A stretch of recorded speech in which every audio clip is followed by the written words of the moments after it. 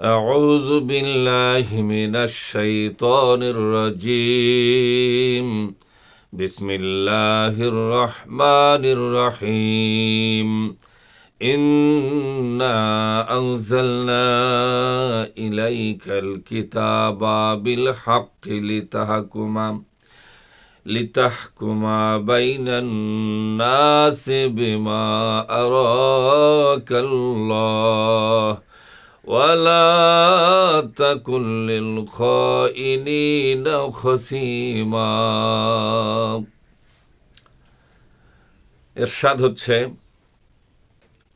ইন্না আনজালনা ইলাইকাল কিতাবা বিল হাক্কি, হে নবী, আমি আল্লাহ রব্বুল আলামিন আপনার কাছে একটি কিতাব নাজিল করলাম,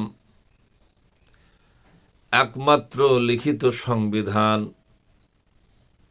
একমাত্র মহাগ্রন্থ নাজিল করলাম, বিল হাক্কে, সত্যতা সহকারে, সকল সৃষ্টিজীবের অধিকার নিশ্চিত করিয়া, সকল বিধান দিয়া, সকল ব্যবস্থাপনা দিয়া, ইবাদত বন্দেগী থেকে শুরু করে আল্লাহর হক ও মানুষের হক, সর্বপ্রকার বিধানাবলী দিয়া আমি আপনার কাছে একটি কিতাব নাজিল করেছি, লিতাহকুমা বাইনান নাসি বিমা আরাকাল্লাহ।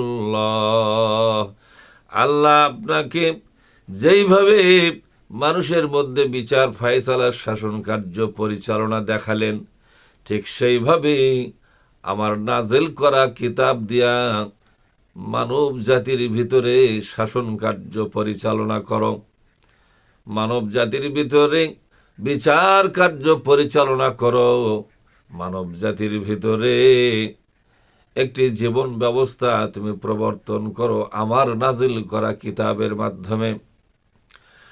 ওয়ালা তাকুন লিল খাইনিনা খসিমা, আর যারা খেয়ানত করতেছে আপনি তাদের পক্ষ নেবেন না।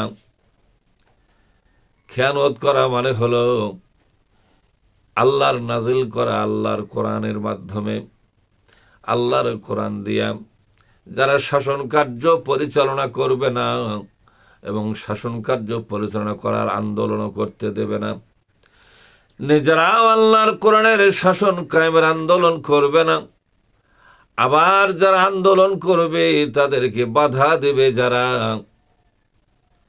এরা মূলত আল্লাহর নাজিল করা শাসন ব্যবস্থা বাদ দিয়া মানুষের তৈরি করা শাসন ব্যবস্থা, জীবন ব্যবস্থা, আইন ব্যবস্থা, অর্থ ব্যবস্থা, এগুলোর মাধ্যমে দেশ ও জাতি শাসন করতে চায়। এরাই আসল খেয়ানতকারী। এরা সর্বপ্রথম আল্লাহর কোরআনের সাথে খেয়ানত করেছে। এই খেয়ানতকারীদের পক্ষ আপনি নেবেন না, আপনি খেয়ানতকারীদের পক্ষ নেবেন না।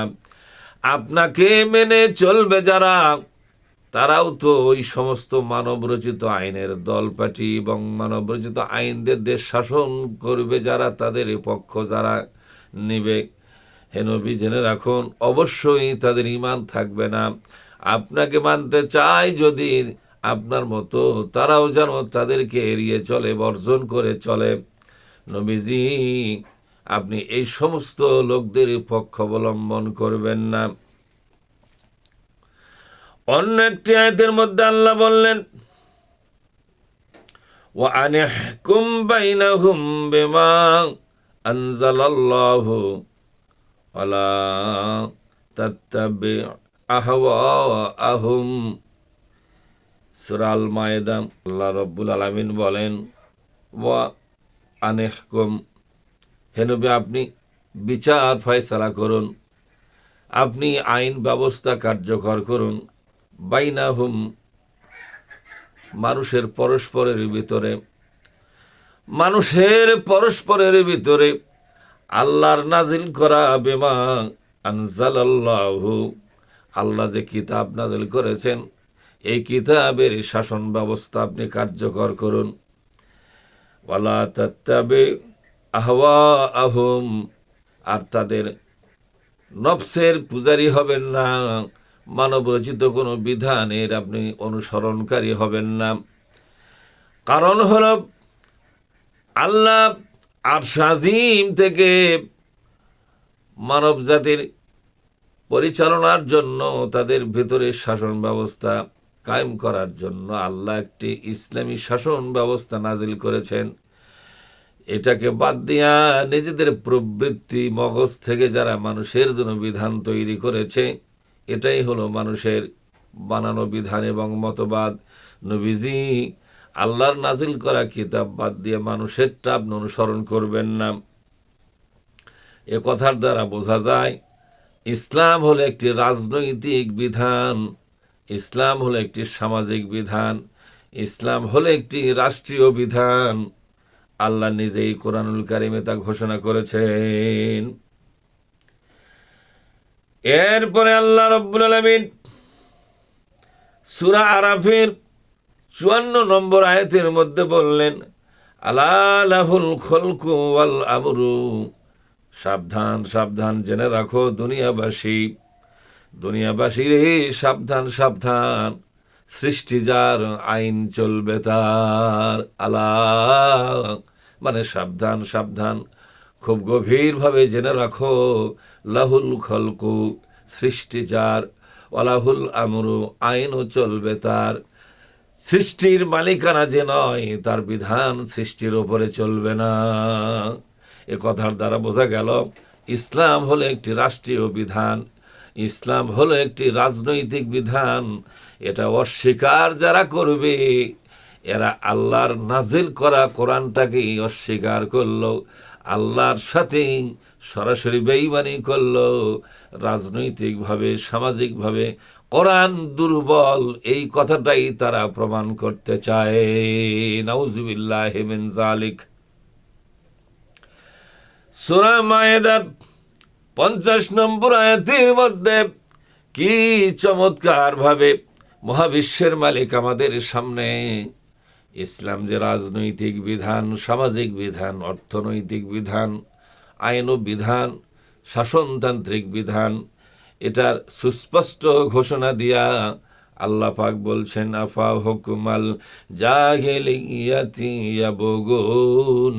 ওগো নবীজি,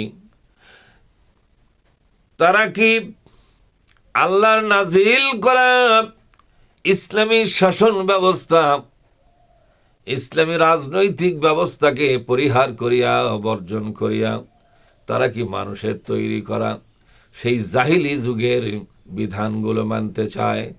সেই জাহিলি যুগের বিধানগুলোই সমাজে টেনে আনতে চায় নাকি?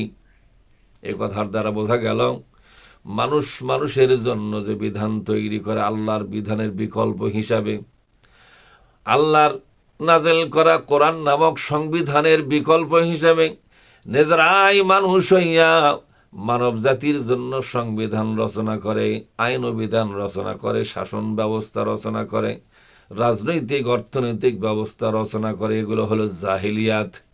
আল্লাহ নিজের এর নাম দিল জাহিলিয়াত।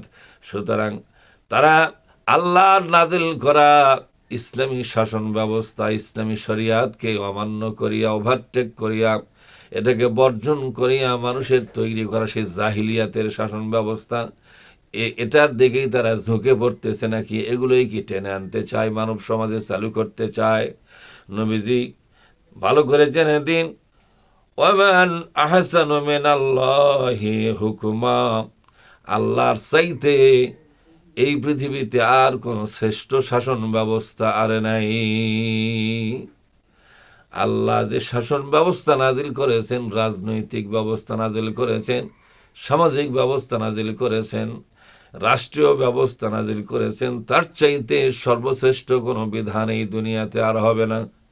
কোনোদিন হয়নি, কোনোদিন হবেও না। লিকাউমিন ইউকিনুন, আল্লাহর প্রতি বিশ্বাসী যারা, রাসূলের প্রতি বিশ্বাসী যারা, কিতাবের প্রতি বিশ্বাসী যারা, তাদের জন্য আর কোনো শাসন ব্যবস্থার দিকে দৌড়ানো উচিত হবে না। আপনি যে দল এবং রাজনীতি করেন, সেই রাজনীতি এবং দলটা আল্লাহর কোরআনের শাসন ব্যবস্থার পক্ষে আন্দোলন করে, নাকি এটাকে আস্তে করে পাশ কাটিয়ে মানুষের তৈরি করা শাসন ব্যবস্থা কায়েমের আন্দোলন করে। এটা পর্যবেক্ষণ করিয়া যদি আপনি এরপরও ওই দিকে যান, তাহলে বুঝতে হবে আপনি একটা গোলালু মার্কা মুসলমান, খেয়ানতকারী মুসলমান। আপনার মতো মুসলমান ইমান রক্ষা করতে ব্যর্থ হয়ে গেলেন। এর আল্লাহ তাআলা একটা আয়াতে কি সুন্দর এবং চমৎকার ভঙ্গিমায় আমাদের জন্য চূড়ান্ত একটি ফায়সালা নাজিল করেছেন। আল্লাহ পাক বলছেন, আল্লাহু ইয়াহকুমু লা মুআক্কিবা লিহুকমিহি, আল্লাহু ইয়াহকুমু, বিচার এবং ফয়সালা আল্লাহর পক্ষ থেকে আসবে। আল্লাহর দেওয়া বিচার, আল্লাহর দেওয়া রাজনৈতিক এবং রাষ্ট্রীয় বিধি ব্যবস্থা, আইনগত বিধি ব্যবস্থা, যেটাকে শরিয়াত বলা হয়, যেটাকে ইসলামী শাসন ব্যবস্থা বলা হয়, এর বিরুদ্ধে এটাকে পুনর্বিবেচনা করার ক্ষমতা কারো নাই। এটাকে পুনর্বিবেচনা করতে পারবে না। এটা কোনোটা চলবে আর কোনোটা চলবে না, এই পুনর্বিবেচনা, অথবা এখন বর্তমান যুগে এটা চলবে না, এরকম পুনর্বিবেচনা করার ক্ষমতা কারো নাই। আল্লাহ যা নাজিল করেছেন সর্বযুগের সর্বকালের জন্যই নাজিল করেছেন। কোনো কালে চলবে, কোনো কালে চলবে না এরকম নয়। কোনো দেশে চলবে, কোনো দেশে চলবে না এমন নয়, বরং দুনিয়ার সমস্ত মানব জাতি যেখানেই বসবাস করুক, আল্লাহর কোরআন সেখানেই চলবে। এ কথার দ্বারা বোঝা গেল বিচার, ফয়সালা, শাসন ব্যবস্থা আসবে আল্লাহর কাছ থেকে। সুতরাং আল্লাহর কোরআন এগুলো হচ্ছে আল্লাহর পক্ষ থেকে পাঠানো রাজনৈতিক ব্যবস্থা, সামাজিক ব্যবস্থা, রাষ্ট্রীয় ব্যবস্থা।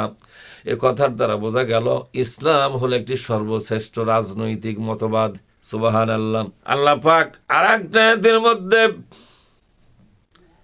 সুন্দর করে যুক্তিপূর্ণ কথা তিনি বলেছেন, ইউদাব্বিরুল আমরা মিনাস সামাই ইলাল আরদ। সূরা সেজদার ৫ নম্বর আয়াতের মধ্যে আল্লাহ পাক বললেন, ইউদাব্বিরুল আমরা, তিনি তার শাসন কার্য পরিচালনা করেন, মিনাস সামাই ইলাল আরদে, আসমান এবং আসমান থেকে জমিন পর্যন্ত, মহাশূন্য থেকে জমিন পর্যন্ত আল্লাহ পাক প্রতি ইঞ্চি জায়গার মধ্যে তার শাসন ব্যবস্থা কার্যকর করে রাখেন। তিনি তার বিচার ব্যবস্থা, তিনি তার হেদায়েতি ব্যবস্থা, তিনি তার দিক নির্দেশনাকে সর্বক্ষণ তিনি কার্যকর রেখেছেন মহাশূন্যে এবং এই দুনিয়ার সব জায়গায়, সব ইঞ্চির ভিতরে। শুধু একটু এখতিয়ার পাওয়া মানব জাতি এটা বুঝল না। এ কথার দ্বারা বোঝা গেল শাসন ব্যবস্থা, আইন ব্যবস্থা সব আল্লাহর পক্ষ থেকে নাজিল হয়। এগুলোর বিকল্প হিসেবে মানুষ কোনো ব্যবস্থা, শাসন ব্যবস্থা তৈরি করতে পারবে না। যদি তৈরি করে, আল্লাহ সেটাকে জাহেলিয়াতের নাম দিয়েছেন, নাউজুবিল্লাহি মিন যালিক। এরপর আল্লাহ তাআলা বলছেন সূরা আলে ইমরানের ৩৮ নম্বর আয়াতের মধ্যে আল্লাহ পাক বললেন, ওয়ালাহু আসলামা মান ফিস সামাওয়াতি ওয়াল আরদ, আসমান এবং জমিন যা কিছু আছে সবাই আল্লাহ রব্বুল আলামিনের কাছে মাথা নত করে দিয়েছে। সুবহানাল্লাহ। তার মানে হলো আসমান জমিনের সকল সৃষ্টি আল্লাহর আইনের সামনে মাথা নত করে দিয়ে তারা সর্বক্ষণ আল্লাহর আইন মেনে চলছে। আল্লাহর আইন মেনে মেনে তারা নিজেদেরকে ধন্য করতেছে। ওহে মানব জাতি, তোমরা সারা দুনিয়ার সমস্ত সৃষ্টি, জীব সৃষ্টি জগৎ যারা আল্লাহর হুকুম মেনে নিজের জীবনকে ধন্য করতেছে, নিজের সৃষ্টি হওয়াটাকে আল্লাহর সামনে কৃতজ্ঞতা স্বরূপ আল্লাহর আইন মানার মাধ্যমে আল্লাহর সন্তুষ্টি অর্জন করতেছে, তোমরা মানব জাতি তোমরা কেন ভুল করতেছ? এসো হে মানব জাতি, সকলে মিলে আল্লাহর গোলামি করিয়া আল্লাহর সন্তুষ্টি অর্জন করার মাধ্যমে আমরা নিজেকে ধন্য করি, গর্বিত করি। আল্লাহ তাআলা আমাদের সকলকেই তৌফিক দান করুন, আমিন।